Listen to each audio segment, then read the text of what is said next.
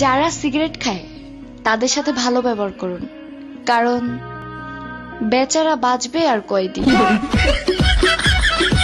টুম্পা, তোর নাকি 1 মিলিয়ন হয়ে গেছে? তাহলে তো তুই সেলিব্রিটি হয়ে গেলি। আমি নিজেকে কখনো সেলিব্রিটি মনে করি না, আর আমার 1 মিলিয়ন হয়েছে তাতে তোর কি? কেমনে হইলো? তোর ভিডিও তো ফর ইউতে দেখি না। কেমনে দেখবি? তোর খাইসলতার কারণে তোর 6 মাস আগেই ব্লক মারছি। ডাক্তার, ভিতরে আসবো? হ্যাঁ সিস্টার, আসেন। 12 নম্বর বেডের সাগর সাহেবের প্রেসারের খবর কি? ডাক্তার, এই নিয়ে 3বার প্রেসার মাপলাম, যতবার প্রেসার মাপি হাই দেখাই। আচ্ছা ঠিক আছে, এরপরে যখন সাগর সাহেবের প্রেসার মাপতে যাবেন আপনার উপরে শার্টের বোতামটা লাগায় মাপবেন। তারপর বলো, সবে বরাতের রাতে আল্লাহর দরবারে কি চাইলা তুমি? পৃথিবীর সকল মানুষ জানি সুখে শান্তিতে থাকে। আর আমার জন্য আল্লাহর দরবারে কি চাইলা? হে আল্লাহ, এই অশান্তির আগুন থেকে রক্ষা করো আমায়। আমি তোর অশান্তির আগুন। Bye bye, tata.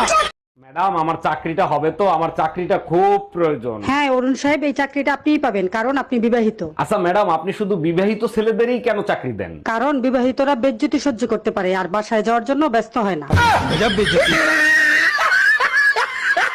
শোনো, আমি মরে গেলে আমার কবর শুকানোর আগ পর্যন্ত তুমি বিয়ে করবে না। তুমি একদম টেনশন করো না, তুমি মারা গেলে তার পরের দিনই আমি তোমার কবর পাকা করে বান্ধায় দেবো। এখন আমি মরেও শান্তি পাবো, তুমি আমাকে এত ভালোবাসো। আরে না, কবর শুকানো পর্যন্ত অপেক্ষা করবে কিডা?